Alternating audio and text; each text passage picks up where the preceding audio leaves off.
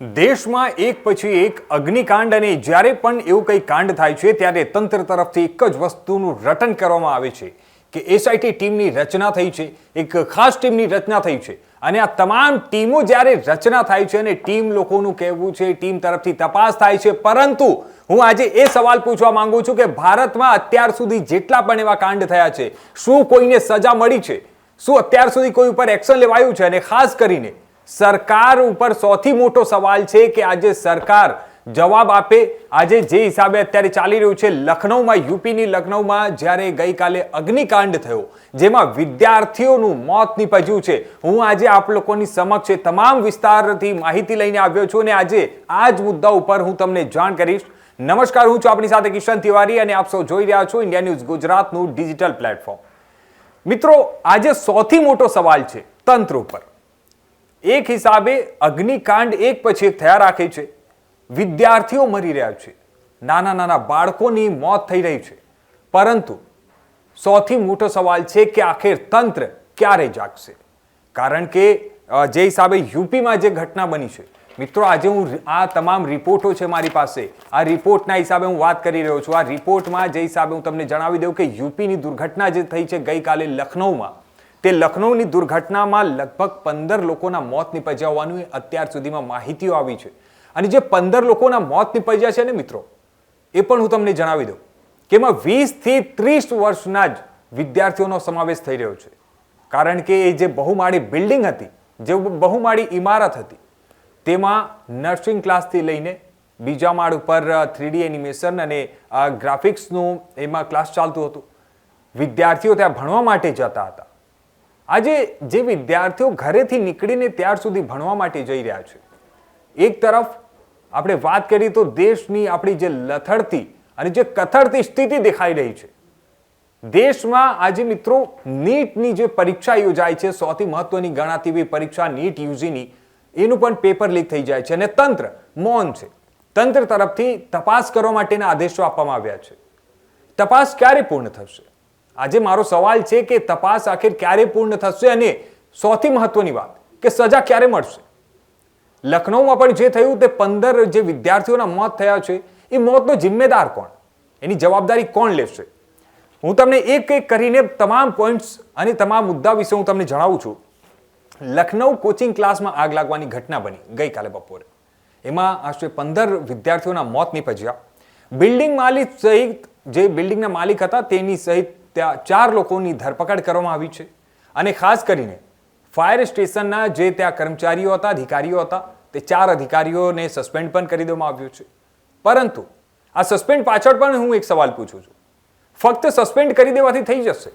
અને મિત્રો, આજે જે હિસાબે કહેવામાં આવી રહ્યું છે એસઆઈટી ટીમની રચના થઈ છે. મિત્રો, ઘટનાઓ બને છે, ઘટનાઓ પાછળ આ લોકો જે એક ટીમની રચના કરે છે, પરંતુ એ જ્યારે આ પ્રકારે ટીમ છે અને ખાસ કરીને જ્યારે ફાયર સેફટી હોય, મ્યુનિસિપલ ઓફિસર્સ હોય, આ તમામ લોકો જ્યારે નિષ્ઠાપૂર્વક કામ કરે તો પછી આ પ્રકારની ઘટના બને જ નહીં. અને જ્યારે ઘટના નહીં બનશે તો પછી ટીમ રચના કરવાની જરૂર જ નહીં પડશે. પરંતુ જ્યારે આ પ્રકારે કોઈ પણ કામ નથી કરતું ત્યારે ડેલી પછી નવા ગમે તેટલા ટીમ બનાવી લો, એનાથી શું ફેર પડી જવાનું છે? એનાથી કોઈ ફેર નથી પડવાનું. જ્યાર સુધી તંત્ર જાગશે નહીં, લોકો જાગશે નહીં અને જે લોકો અધિકારીઓ છે તે લોકો ભ્રષ્ટ થયા વગર સરખી રીતે જો કામ કરે તો જ એમાં કંઈક દેશમાં ભલું થવાની શક્યતા છે. મિત્રો, હું તમને આગળ પણ જણાવી દઉં કે મૃતકોમાં મોટા ભાગે જે હિસાબે મેં તમને જણાવ્યું કે 20 થી 30 વર્ષના વિદ્યાર્થીઓનો સમાવેશ થાય છે. ફાયર સ્ટેશન અધિકારીઓ સહિત 4 લોકોને ત્યાં અધિકારીઓને સસ્પેન્ડ પણ કરી દેવામાં આવી છે. ઘટનાની તપાસ માટે ખાસ એસઆઈટી ટીમની રચના પણ કરી દેવામાં આવી છે. આ તમામ મુદ્દાઓ હું આમાંથી આજે છે હું રિપોર્ટ આજે લઈને આવ્યો છું તમારા સમક્ષ. અને એનાથી આગળ આપણે વાત કરીએ તો વિદ્યાર્થીઓ જીવ બચાવવા માટે જે ગઈકાલે મિત્રો જે દ્રશ્યો સામે આવ્યા હતા, એ કદાચ એ દ્રશ્યો લાઈવ ફૂટેજ તમે જુઓ તો તમારા પણ રૂવાટા ઊભા થઈ જાય એવા દ્રશ્યો ત્યાં જોવા મળ્યા હતા. મિત્રો, એક કલ્પના પણ તમે નહીં કરી શકો કેવા પ્રકારના દ્રશ્યો ગઈકાલે સર્જાયા હતા. એમાંથી વિદ્યાર્થીઓ બીજા માળેથી પહેલા માળેથી એ લોકો જીવ બચાવવા માટે કૂદી રહ્યા હતા. બાથરૂમની અંદર પોતાને લોક કરી લીધી હતી વિદ્યાર્થી લોકોએ કે અમારું જીવ બચી જાય. અને ખાસ ઇલેક્ટ્રિક વાયર એ લોકો પકડીને ઉપરથી નીચે તરફ એ લોકો ત્યાં એના મારફતે નીચે ઉતરતા પણ નજરે પડ્યા હતા. એટલે જીવ બચાવવા માટે લોકોએ, જે વિદ્યાર્થીઓ ત્યાં હાજર હતા, તે વિદ્યાર્થીઓ કઈ રીતે ભારે જહેમત કરી છે તે તમામ દ્રશ્યો પણ જોઈને રૂવાટા ઊભા થઈ જાય પ્રકારના અકલ્પનીય દ્રશ્યો સામે આવ્યા હતા. આગળ આપણે વાત કરું તો હું હવે ગુજરાતમાં જે તમામ સ્થિતિઓ સર્જાઈ છે તે વિશે પણ આજે હું વાત કરવાનો છું. એ પણ મુદ્દો હું વચ્ચે લાવીશ, કારણ કે સવાલ એક લખનૌની ઘટનાની નથી, સવાલ એક સુરતની જે તક્ષશિલા ઘટના બની હતી તેની પણ નથી. સવાલ છે તંત્ર પર, અને સવાલ છે કે ક્યાર સુધી આ રીતે વિદ્યાર્થીઓના મોત થશે અને ક્યારે તંત્ર જાગશે અને તંત્ર ક્યારે આ જે જીવ ગુમાવી રહ્યા છે તેની જે દયા ભાવના રાખીને અને ખાસ જે જિમ્મેદાર અધિકારીઓ છે તે લોકો ક્યારે પોતાનો જિમ્મેદારી સમજીને અને સરખી રીતે કામ કરશે. મિત્રો, આપણે વાત કરીએ સુરતમાં જે તક્ષશિલાની ઘટના બની હતી, કદાચ આપ લોકોને યાદ હશે આજે પણ, કારણ કે એ જે ઘટના બની હતી એ ઘટના ભૂલી શકાય એવી ઘટના તો ન હતી, કારણ કે ઘટનામાં જે વિદ્યાર્થીઓના મોત થયા હતા તે આજે પણ એ દ્રશ્યો પણ ગજબના દ્રશ્યો હતા, અવિસ્મરણીય અને અકલ્પનીય. જે વિદ્યાર્થીઓ જે હિસાબે તક્ષશિલામાંથી જે કૂદતા જીવ બચાવવા માટે ત્યાંથી ઉપરથી કૂદતા નજરે પડ્યા હતા, એમની બોડી જે સળગી રહી હતી, અને તે હિસાબે આ તમામ દ્રશ્યો જોઈ લીધો હોય ને તમે, તો કદાચ તમને રાતના ઊંઘ પણ ન આવે તે પ્રકારની સ્થિતિઓ સર્જાઈ હતી. મિત્રો, સુરત તક્ષશિલામાં જે કાંડ થઈ હતી 24 મે 2019ના રોજ, એમાં શું થયું? એમાં તપાસ કમિટીની રચના કરવામાં આવી, તપાસ કમિટીની રચના થઈ, એમાં એફઆઈઆર નોંધાઈ, પરંતુ આજે જેટલા પણ જે અધિકારીઓ હતા, મિત્રો, હું પણ આજે પણ જણાવી દઉં કે એ અધિકારીઓ તમામ લોકો આજે બહાર છે. કોઈ એકને પણ કદાચ જો સજા પડી હોય તો તમે મને જણાવો.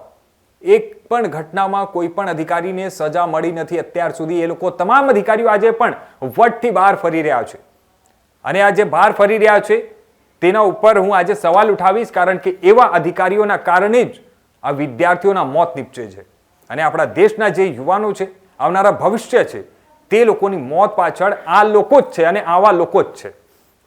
બીજી તરફ આપણે વાત કરીએ રાજકોટની. રાજકોટમાં ટીઆરપી ગેમ ઝોનમાં જે અગ્નિકાંડ થઈ હતી તે પણ તમને યાદ હશે, અને નહીં યાદ હોય તો હું યાદ અપાવું છું આજે ફરીથી એકવાર. રાજકોટ ટીઆરપીમાં 25 મે 2024ના રોજ અગ્નિકાંડ થયું.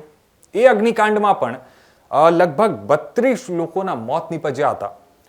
30 થી 32 લોકોના જે મોત નીપજ્યા હતા, એમાંથી સૌથી મહત્વની વાત છે કે 9 તો નાના ભૂડકાઓ હતા, 9 નાના બાળકો હતા, તે લોકોના મોત નીપજ્યા હતા. એમાં ઘણા બધા પ્રકારના આક્ષેપો પણ સામે આવ્યા. પેટ્રોલ હતું, ડીઝલ હતું, તે પ્રકારનું જે તમામ વસ્તુઓ સામે આવી હતી. તેમાં અધિકારીઓને સસ્પેન્ડ કરવામાં આવ્યો અને જ્યાં તપાસ કમિટીની રચના કરવામાં આવી, પરંતુ આજ સુધી એમાં પણ સત્તાવાર રીતે કોઈ પણ જિમ્મેદાર અને કોઈ પણ સજા યોગ્ય કોઈ વ્યક્તિને ઠેરવામાં આવ્યો નથી. હજી પણ તપાસ ચાલુ છે, કેસ ચાલુ છે. એના પછી આપણે વાત કરી વડોદરાની. વડોદરામાં પણ કદાચ તમને યાદ હોય કે વડોદરામાં જે હરણીમાં બોટકાંડ થઈ હતી, તે હરણી બોટકાંડને લઈને પણ વડોદરામાં 18 જાન્યુઆરી 2024ના રોજ હરણીમાં બોટકાંડ થઈ, અને એમાં સૌથી મહત્વની વાત છે કે 14 વિદ્યાર્થીઓ, નાના બાળકોના મોત નીપજ્યા હતા, અને 2 એમાં શિક્ષકો સહિત એટલે ટોટલ 16 લોકોના મોત નીપજ્યા હતા. આજે પણ હમણાં થોડાક સમય પહેલા પણ જ્યારે ગુજરાતના મુખ્યમંત્રી ભૂપેન્દ્રભાઈ પટેલ ત્યાં પહોંચ્યા હતા વડોદરામાં, ત્યારે વડોદરામાં એ જે વિદ્યાર્થીઓના મોત નીપજ્યા હતા તેમના ઘરવાળા, તેમના માતા પિતા, તે લોકોએ વિરોધ પણ નોંધાવ્યો હતો, અને તે લોકો આજે પણ સવાલ પૂછી રહ્યા છે કે વડોદરામાં કોના કારણે અને કોના જે આ તમામ ઘટનાઓ ઘટી હતી તેની પાછળ જવાબદાર વ્યક્તિ કોણ છે, અને આજ સુધી સજા કેમ નથી થઈ. વડોદરામાં હરણીકાંડ જે ઘટના બની હતી તેમાં જણાવી દઉં મિત્રો કે એમાં સૌથી મહત્વની વાત એ હતી કે જે બોટમાં કેપેસિટી કરતા વધારે એમાં લોકોને બેસાડવામાં આવ્યો હતો.